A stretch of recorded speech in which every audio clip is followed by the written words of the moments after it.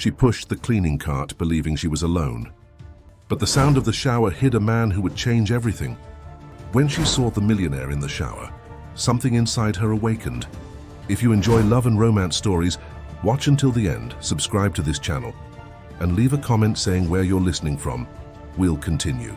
At 19, Emily Crawford felt like she lived inside a dome of frosted glass, where everything seemed blurred and distant.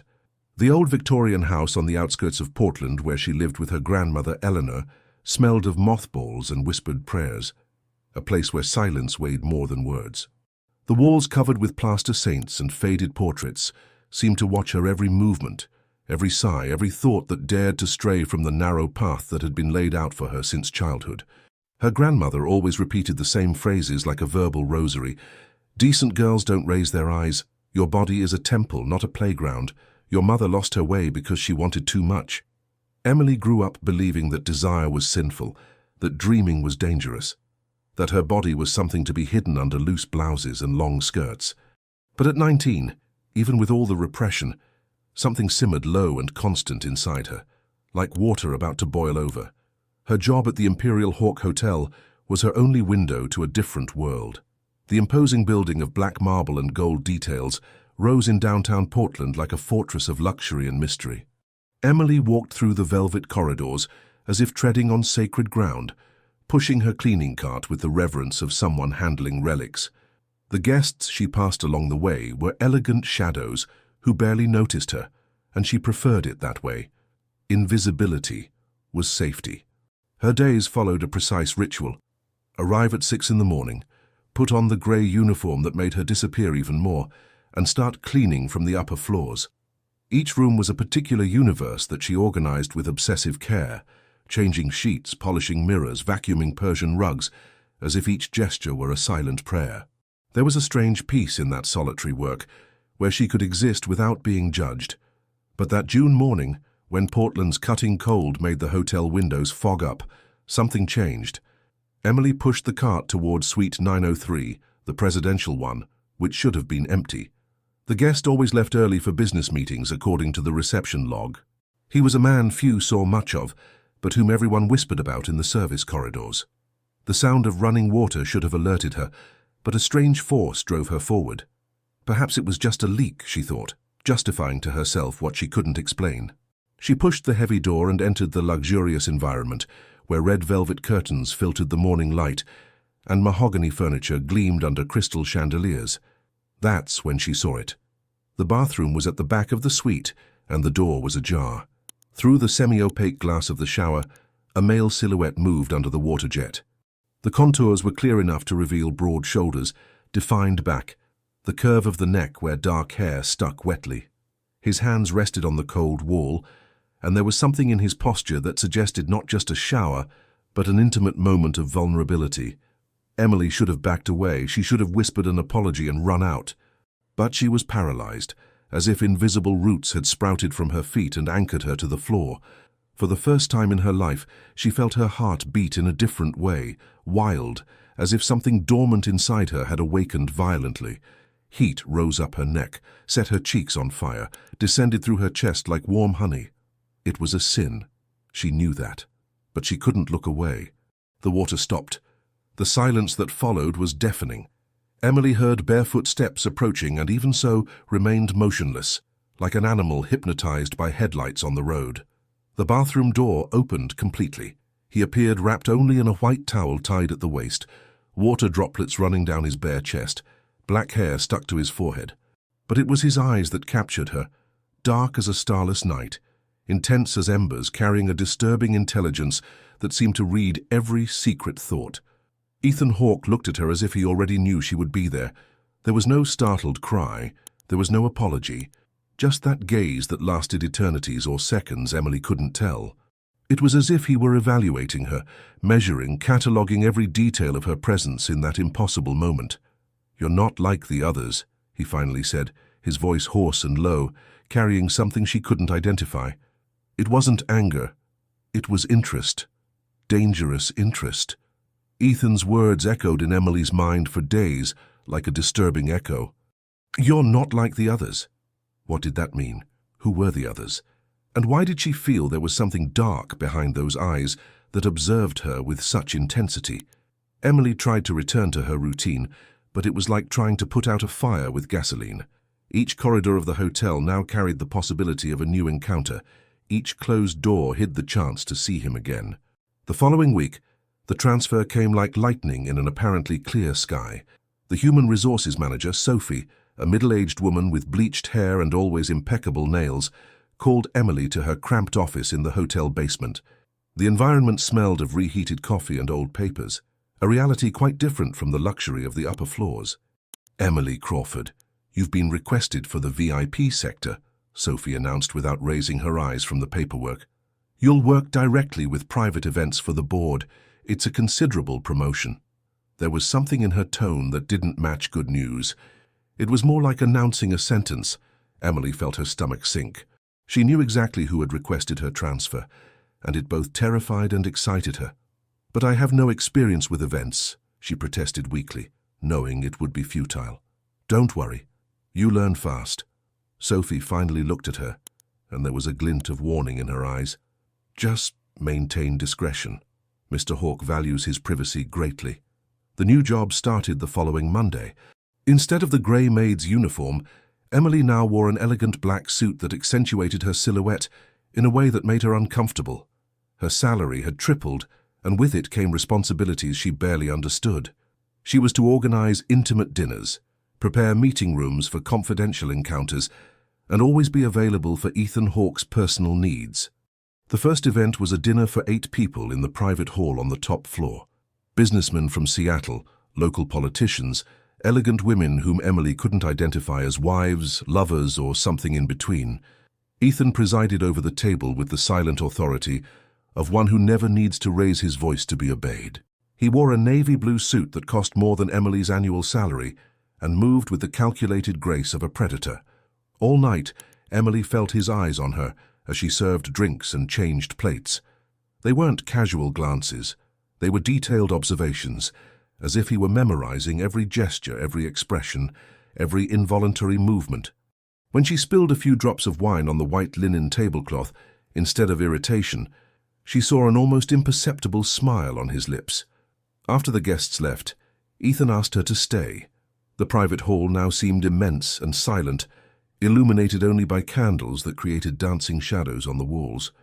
Emily collected the crystal glasses with trembling hands, hyper-aware of his presence, observing her every move. "Sit down," he said, indicating the chair next to his. It wasn't a request. Emily hesitated. Sitting at the table with the hotel owner seemed to break all the unwritten rules of her position, but something in his tone didn't admit refusal. She sat on the edge of the chair, hands folded in her lap, eyes fixed on the wine-stained tablecloth. Ethan poured 2 glasses of a red wine that seemed too expensive to exist. "You're afraid of me," he observed, pushing a glass in her direction. It wasn't a question. "I have respect," Emily corrected, her voice firmer than expected. He laughed softly, a sound that made her skin prickle. "Respect is fear disguised as politeness. I prefer honesty." Ethan leaned slightly toward her. "What you saw the other day affected you. I can tell by the way you look at me."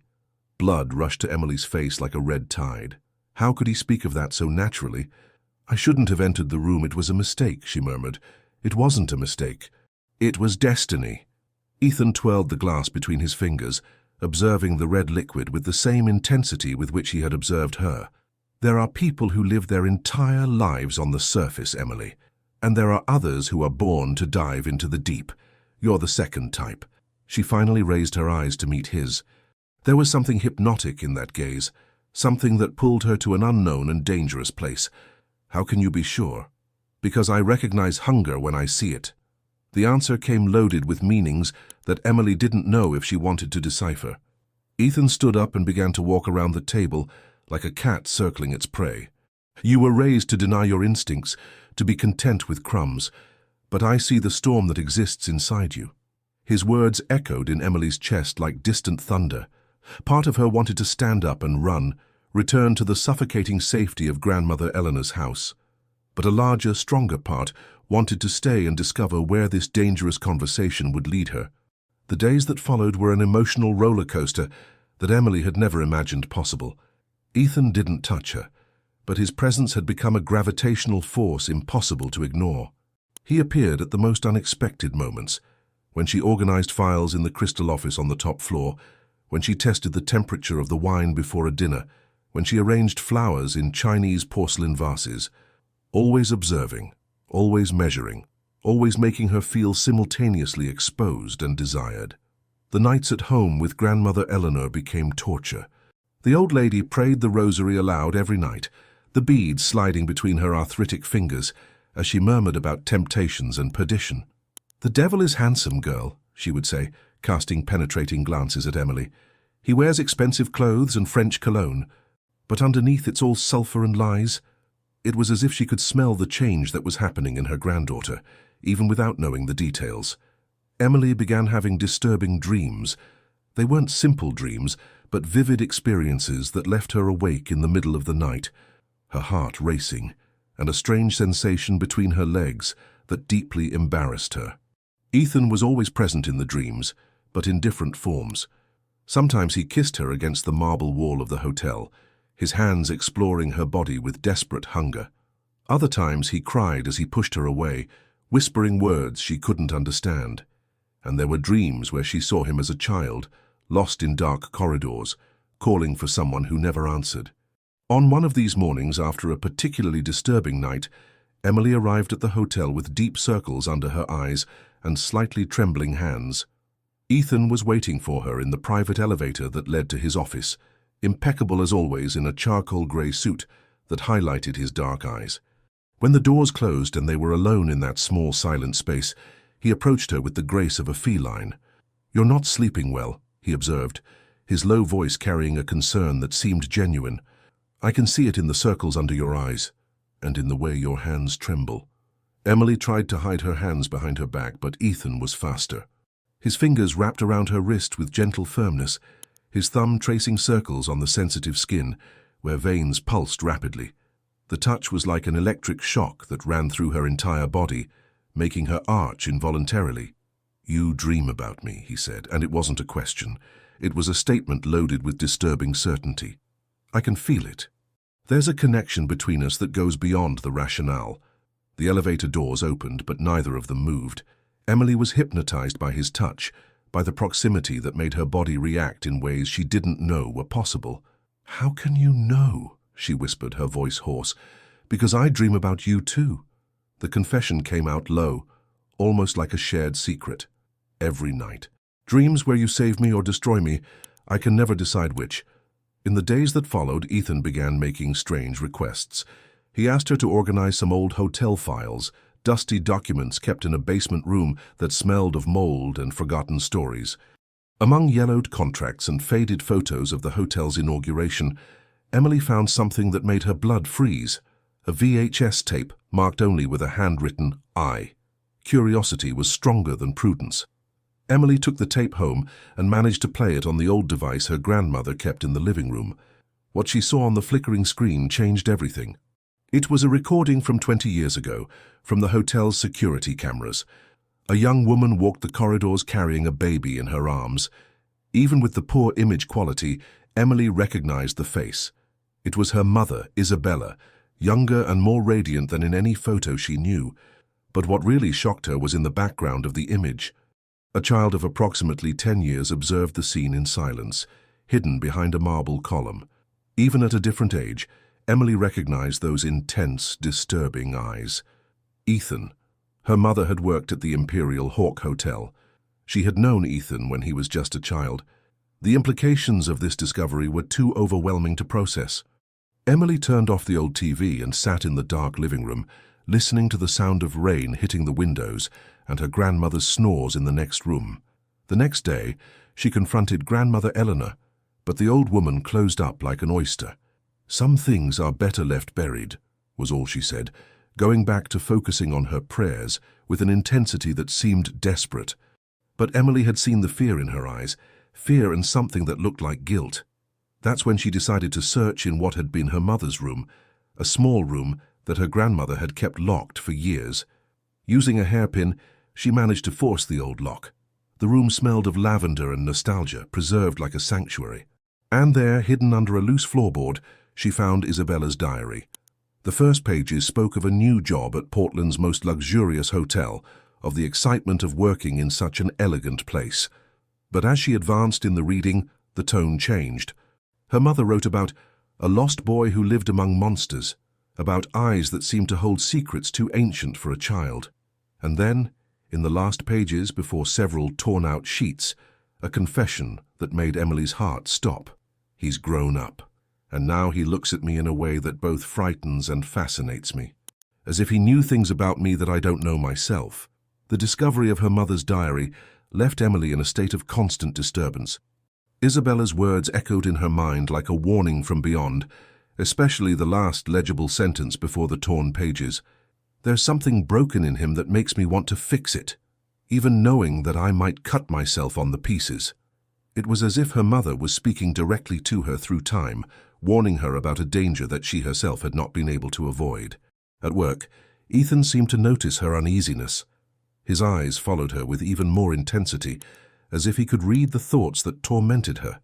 During the organization of a cocktail party for Japanese investors, he approached her in the service kitchen, where Emily was preparing trays of sake in small porcelain cups. "You're different," he said, leaning on the marble counter beside her. "Something's troubling you." His proximity made Emily tremble involuntarily, the masculine perfume mixed with something that smelled of expensive wood and danger. "I'm fine," she lied, trying to concentrate on the perfectly aligned cups. Ethan laughed softly, a sound that made her skin prickle. "You lie very badly, Emily. It's one of the things I like most about you." He leaned in, his mouth close enough to her ear that she could feel his warm breath. "Want to know a secret? I have nightmares too. I dream of a woman who disappeared long ago, leaving only perfume and tears." Emily turned abruptly to face him, and almost lost her balance with the proximity. They were so close that she could count the dark eyelashes, see the almost imperceptible small scars on his neck. "Why are you telling me this?" she whispered. "Because you're the first person in 20 years who makes me want to talk about her." Ethan raised his hand and lightly touched Emily's face, his thumb tracing the line of her cheek. "Isabella." That was her name. The world seemed to stop. Emily felt the blood drain from her face. Her legs became weak. Ethan knew.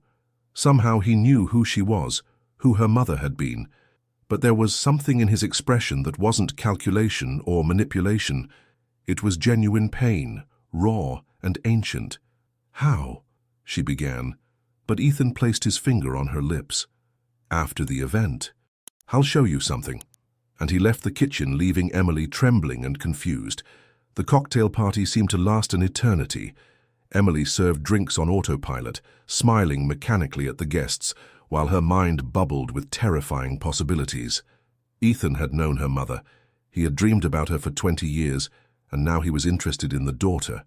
The implications were too disturbing to fully process. When the last guest departed and the cleaning team finished their work, Ethan appeared beside Emily like a silent shadow. "Come," he said simply, and she followed without questioning, as if hypnotized. He took her to a floor Emily had never visited, accessible only by a private elevator that required a special code. It was an entire floor that seemed to be Ethan's private residence, decorated with antique furniture and works of art that were probably worth more than an entire house.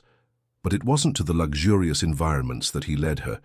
At the end of a long corridor was a dark wooden door that Ethan opened with a golden key. "I call this the sensitive memory room," he said, turning on a soft light that revealed an environment that took Emily's breath away. It was like a sanctuary dedicated to the feminine. There were old dresses hanging on racks, shoes aligned like relics, perfume bottles on a mahogany dressing table, jewelry spread over red velvet, and in the center of the room, a velvet armchair facing a window that offered a panoramic view of nighttime Portland. "This is where I come when I need to remember," said Ethan, his voice carrying a melancholy that Emily had never heard before. "All these things belong to women who passed through my life. Each one left something, took something."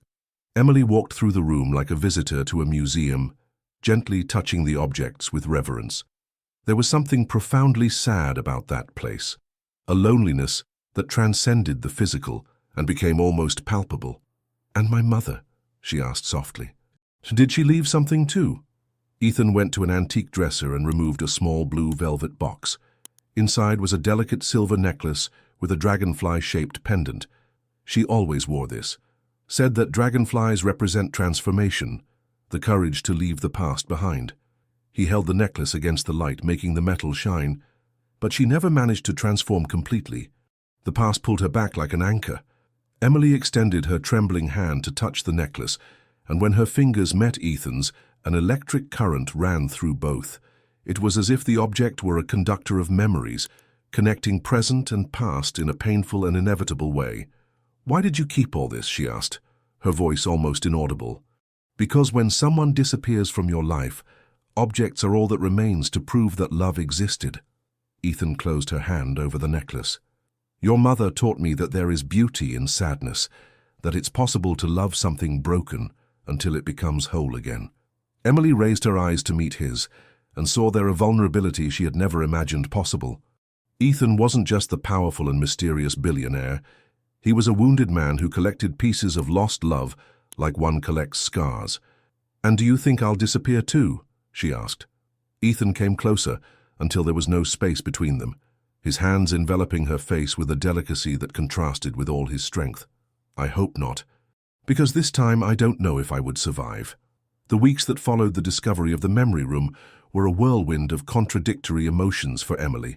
Ethan had given her her mother's necklace, and she wore it hidden under her blouse, feeling the cold metal against her skin, as a constant reminder of the impossible connection between past and present.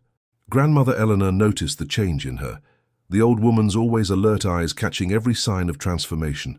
"You're different, girl," Eleanor said one night, as they prepared dinner in the small kitchen that smelled of garlic and oregano. "There's something in your eyes that wasn't there before. Something dangerous."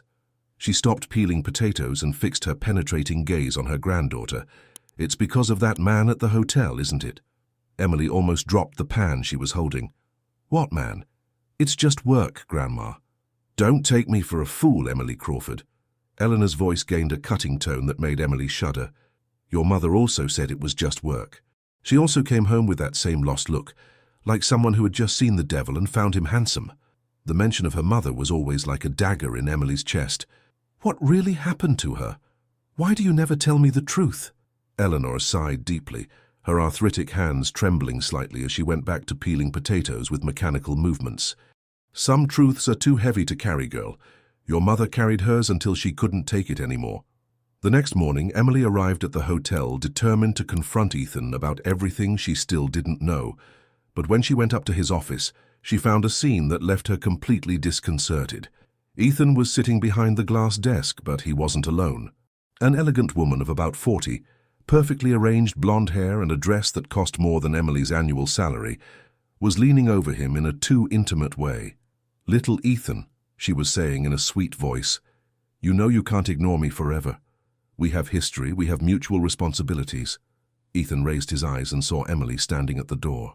For a fraction of a second, something that seemed like relief passed through his expression. "Helen, we've finished our conversation," he said, standing up and creating physical distance between them. The woman turned to see who had arrived, and her blue eyes studied Emily from head to toe with the kind of evaluation that women make of each other when they recognize a rival. "Ah, you must be the new assistant." The word came out loaded with insinuations. "Emily, can you come back later? I have some matters to resolve," said Ethan. But there was something in his voice that sounded more like a cry for help than a dismissal. Emily nodded and left, but she didn't go far. She stayed in the corridor, close enough to hear fragments of the conversation that followed. The woman's voice became shriller, more aggressive. "You think you can discard me like this? After everything I know about you, about what happened with that girl years ago?" The threat was clear in her tone. "Isabella wasn't the first, Ethan, and you know it." Emily's blood froze. Isabella wasn't the first. What did that mean? How many women had passed through Ethan's life? And what had happened to them? The discussion continued for a few more minutes until Emily heard steps approaching the door.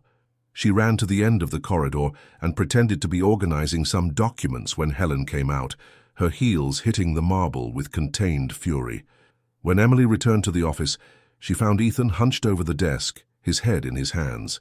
"You heard," he said without raising his eyes. It wasn't a question. "I heard enough." Emily approached slowly, like someone approaching a wounded animal. "Who is she?"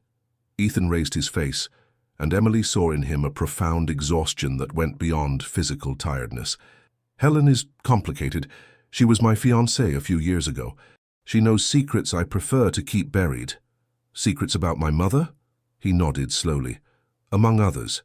Ethan stood up and walked to the panoramic window, his hands crossed behind his back as he observed the city below. "Emily, I need to make you a proposal. And before you answer, I want you to know that you can refuse without consequences for your job." Emily felt her heart accelerate. "What kind of proposal?" "I have difficulty sleeping. Nightmares, insomnia, memories that don't leave me in peace." He turned to face her. "I've discovered that I sleep better when I know you're nearby. I'd like you to consider a presence contract." "Presence?" repeated Emily, not completely understanding. "You would sleep here at the hotel, in my apartment. There's a separate room. It would all be very respectful. Just, your presence calms me in a way I can't explain." Ethan seemed vulnerable in a way that Emily had never seen. "In exchange, I would double your salary, and you would have access to everything you needed." The proposal was absurd, dangerous, completely inappropriate. Emily knew she should refuse immediately. But something in the way he looked at her, the genuine vulnerability in his voice, made her hesitate. "And if I accept, what happens to us?" she asked, surprising herself with her own courage. Ethan approached her slowly, as if any sudden movement could break the spell of the moment. "I don't know. And that's the scariest part."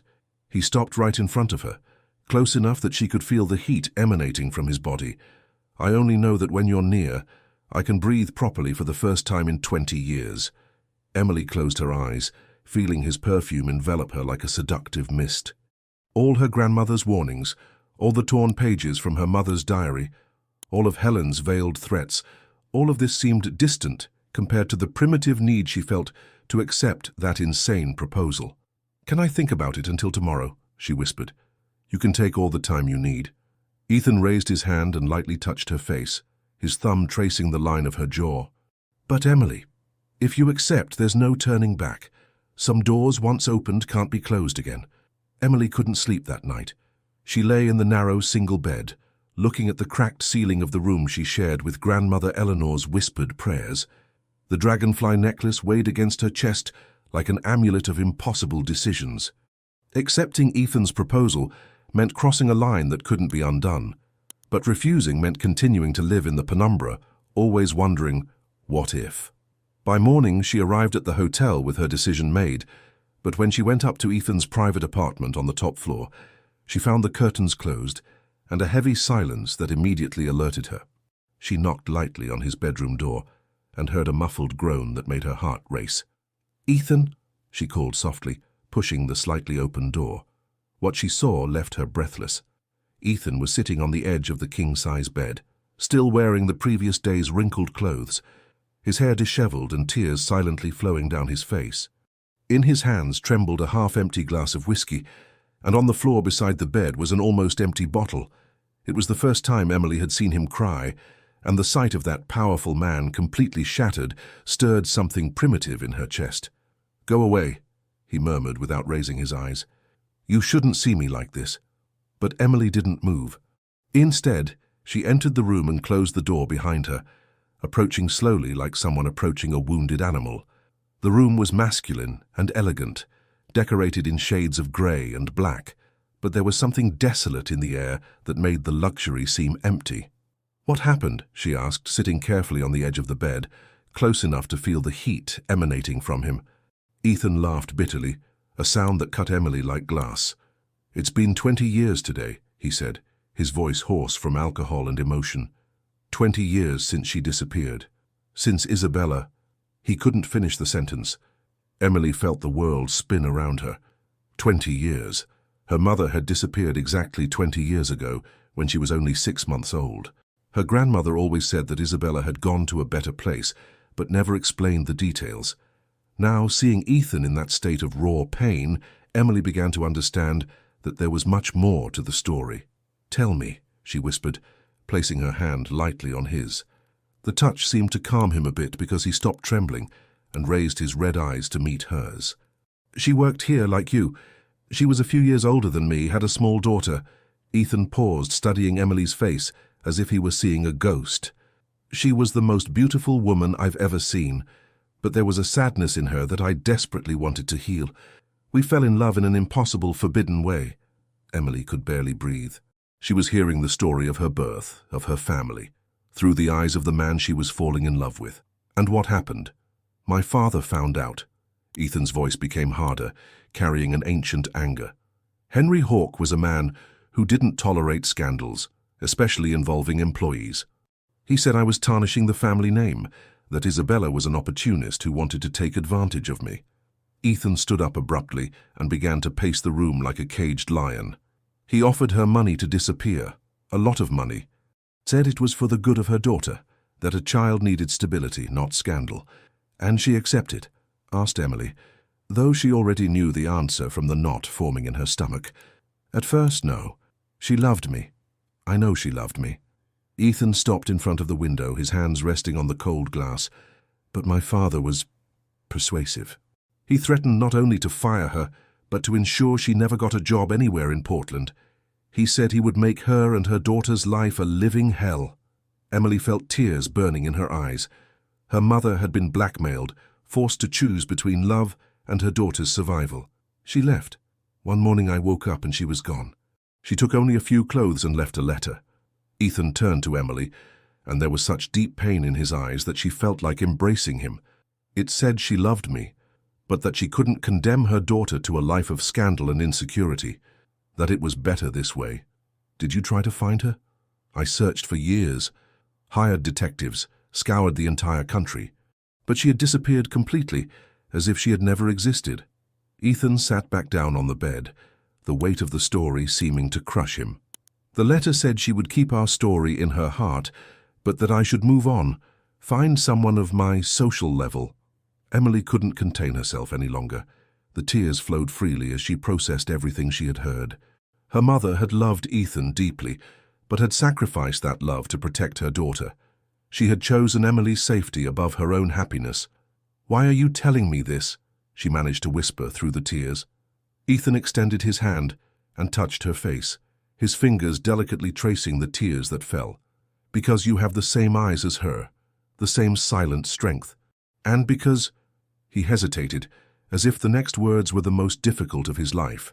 "Because I've fallen in love with you in the same impossible way that I fell in love with her." The confession hung in the air between them, like an impending storm. Emily knew she should stand up, run, flee from this situation that was becoming more dangerous with each second. But when Ethan leaned toward her, when his lips almost touched hers, Emily discovered that she didn't want to run. She wanted to dive headfirst into the abyss. "I accept," she whispered against his lips. "I accept your contract." And when Ethan kissed her softly and desperately at the same time, Emily knew she had just sold her soul to the devil, and that she didn't care one bit. The first days living in Ethan's apartment were an intoxicating mixture of intimacy and tension. Emily occupied the guest room, elegantly decorated with antique furniture and a stunning view of the city, but the walls between the bedrooms seemed like thin paper before the magnetic attraction that pulled one toward the other. Ethan kept his word about respecting boundaries, but there were moments when Emily caught him observing her, with an intensity that made her body react in ways that frightened her. They developed a strange and intimate routine. Ethan really did sleep better with Emily nearby, as if her presence were a natural sedative for his nocturnal demons. She sometimes heard him whispering in the dark, disconnected words that seemed to converse with ghosts of the past. And when nightmares woke him in the middle of the night, Emily appeared at his bedroom door like a protective apparition, speaking softly until he fell back asleep. Grandmother Eleanor didn't take the news well that Emily was temporarily moving to the hotel. "You're walking the same road that led your mother to the precipice," she said, her arthritic hands trembling as she held a rosary as if it were a weapon. "That man is a curse, girl, a curse that devours women." But Emily was already too lost to heed warnings. The proximity to Ethan made her discover parts of herself she didn't know existed. She found herself choosing clothes that enhanced her silhouette, wearing a darker lipstick she had bought in secret, leaving her hair loose so that it fell softly over her shoulders. It was as if she were awakening from a 19-year sleep, to discover she was a woman. One afternoon, while organizing some documents in Ethan's office, Emily found a folder marked with a name that made her blood freeze. Private Investigation, Crawford Family. Crawford was her mother's surname. With trembling hands, she opened the folder and found detailed reports from private detectives, photographs, birth certificates, and at the end, a document that would change everything forever. It was a DNA test. The pages trembled between her fingers as she read the results. Henry Hawke was listed as the father of Emily Crawford, with 99.7% certainty. Ethan was her half-brother. The world collapsed around her like a house of cards. Emily let the folder fall to the floor, the papers spreading like whispered confessions. Everything made sense now. Ethan's obsession with her, the resemblance everyone commented on, the way he looked at her as if he were seeing a ghost. He knew. Ethan had known from the first day who she was. "Emily?" His voice behind her made her jump as if she'd received a shock. Ethan was standing at the door, his eyes immediately focusing on the papers scattered across the floor. The expression on his face confirmed all her fears. There was no surprise, only resignation. "You knew," she said, her voice coming out more like a hoarse whisper than an accusation. "From the first day you knew who I was." Ethan closed his eyes for a moment, as if gathering courage to face the inevitable. "I knew the moment I saw you. You have Isabella's eyes, but the mouth is my father's." Emily stood up unsteadily, leaning on the desk to avoid falling.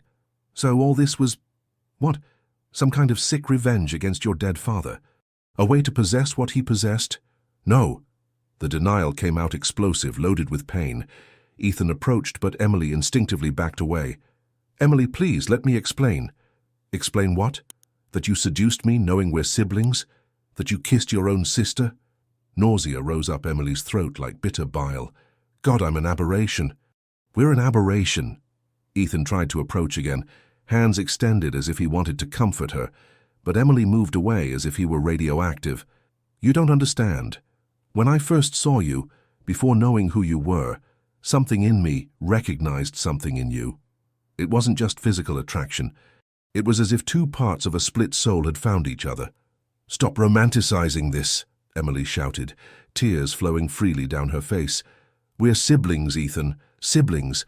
What we feel is wrong, sick, impossible. And you think I don't know that?"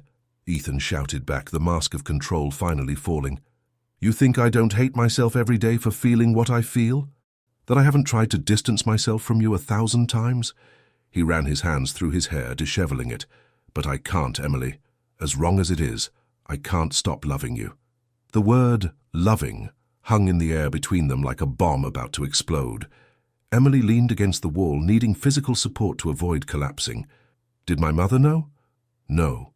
Isabella never knew she was pregnant by my father when we met. She believed you were the daughter of her ex-boyfriend." Ethan approached slowly, as if she were a frightened animal. "I only discovered the truth years later, when I hired detectives to look for her.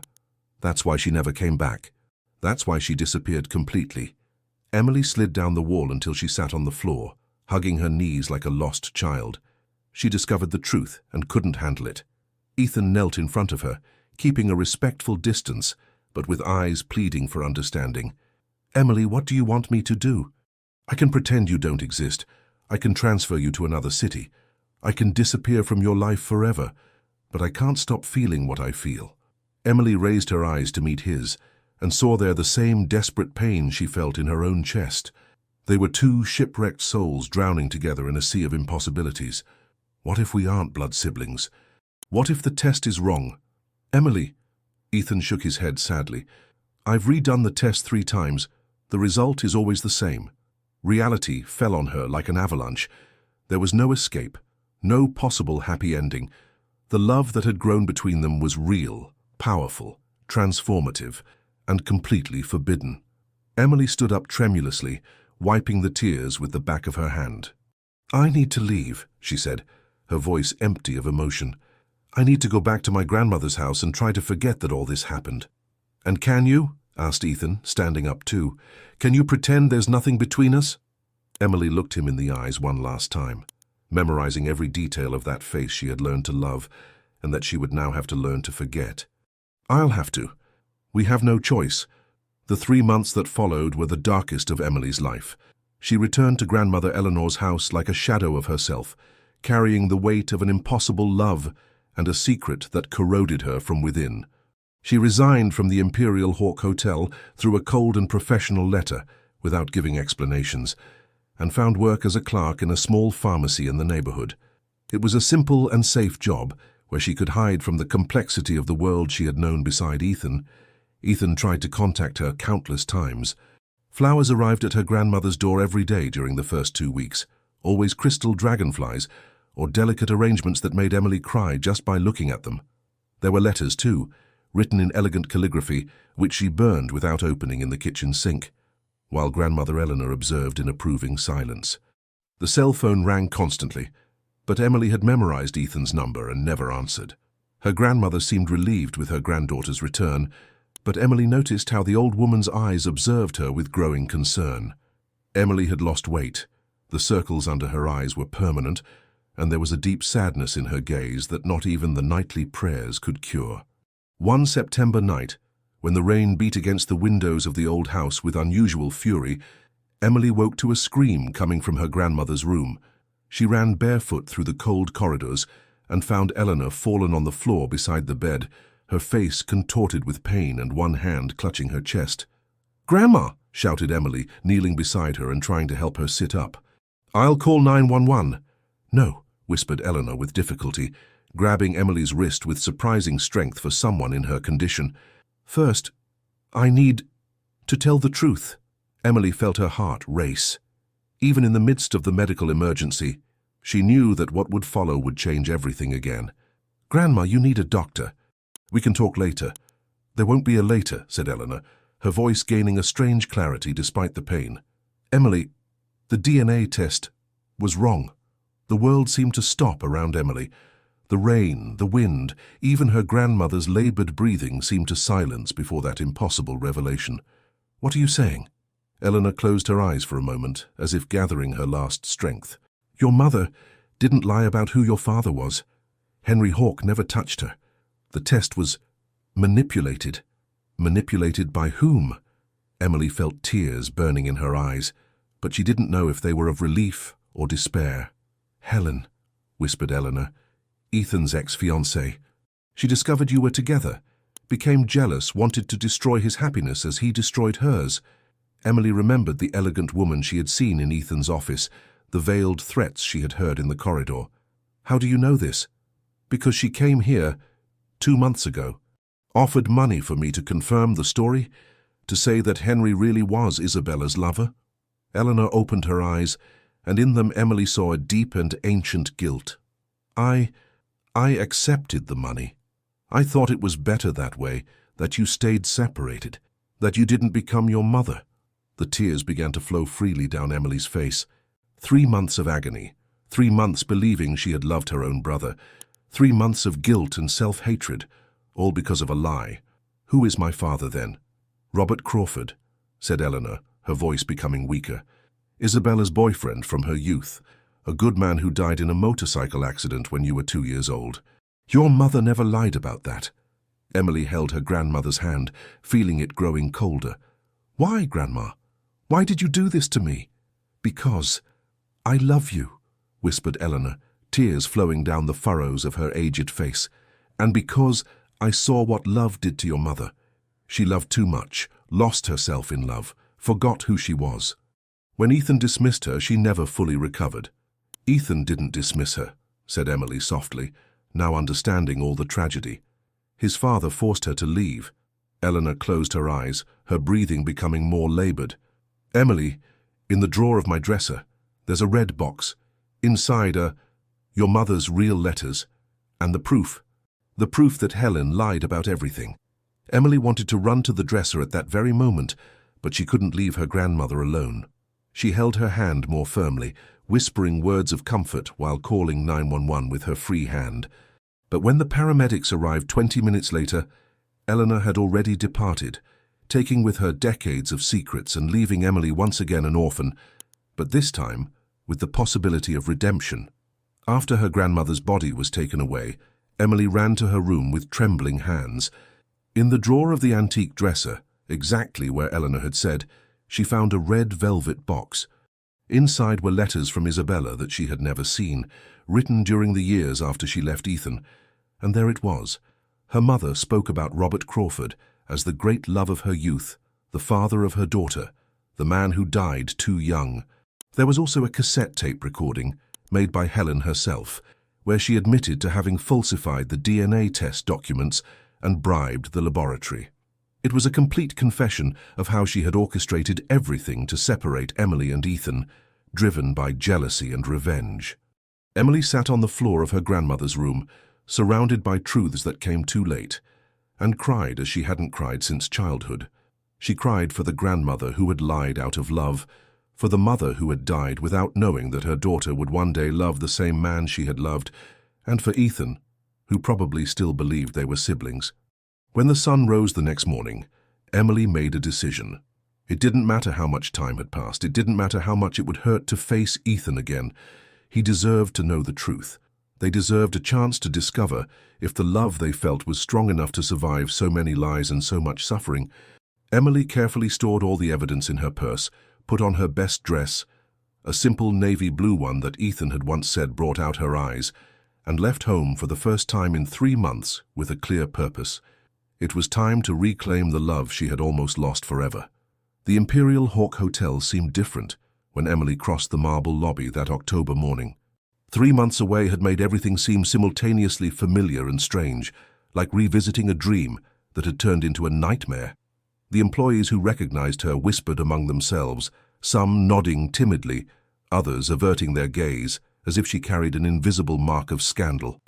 Emily went straight to the top floor, her heart beating so hard she was sure everyone in the elevator could hear it.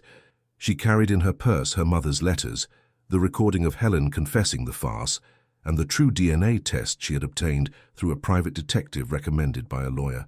Each document was ammunition against the lies that had destroyed 3 months of their lives.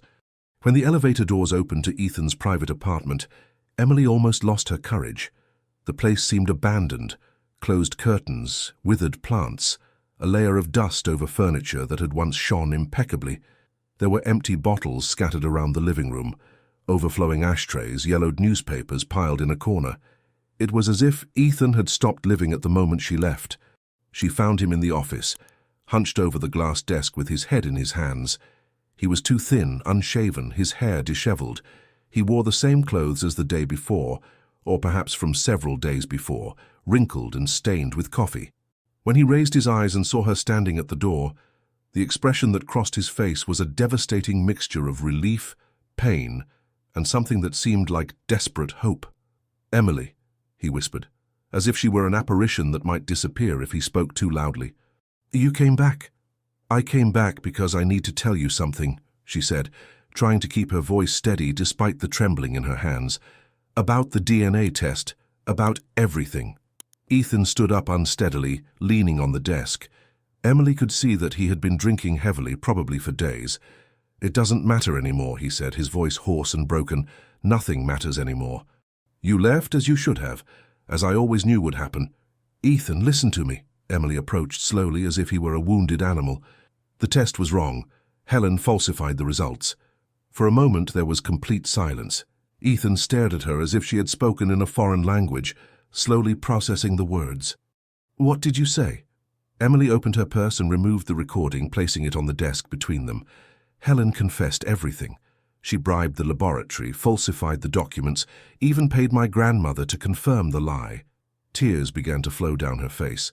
"We're not siblings, Ethan. We never were." Ethan looked at the recording as if it were a bomb about to explode. With trembling hands, he pressed play. Helen's voice filled the office, clear and cruel, detailing each step of her elaborate revenge. How she had discovered their relationship through spies at the hotel, how she had planned the farce to destroy Ethan's happiness, the same way he had destroyed hers. When the recording ended, Ethan collapsed in the chair, as if he had been punched in the stomach. 3 months, he murmured, his voice empty. 3 months believing that we were... "I know," said Emily, circling the desk to kneel beside his chair. "I know how it was. For me it was hell too." Ethan raised his eyes to meet hers, and Emily saw all the pain of the past months reflected as in a mirror.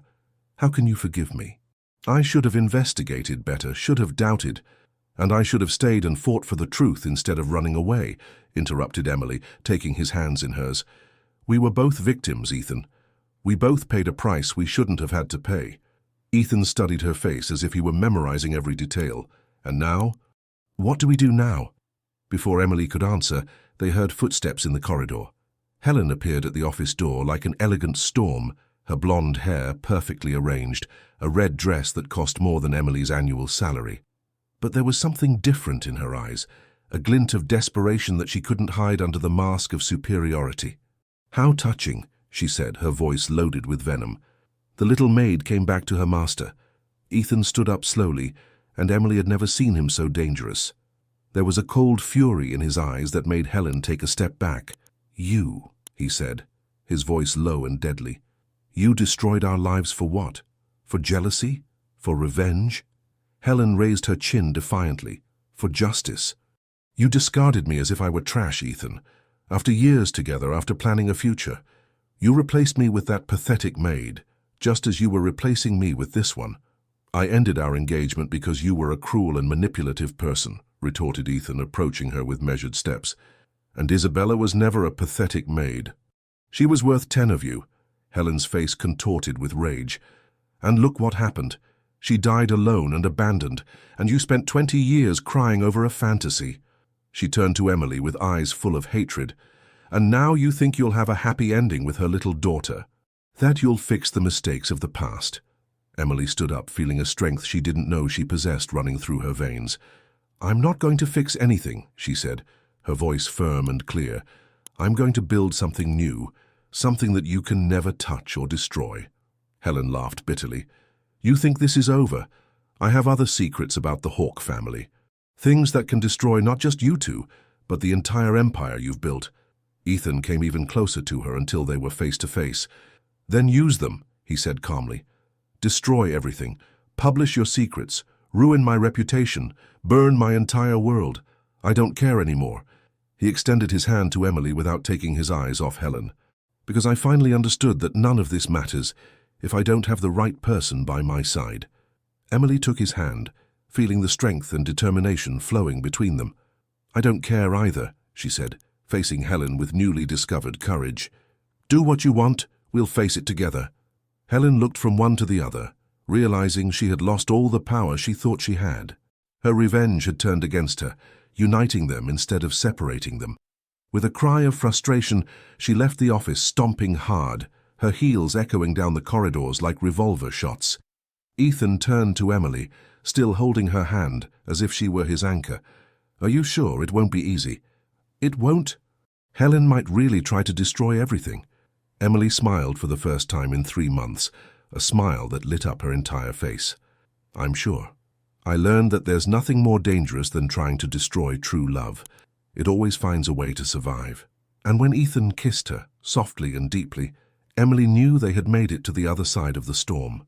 6 months later, Emily stood before the mirror in the bedroom she now officially shared with Ethan, adjusting the dragonfly necklace that had belonged to her mother.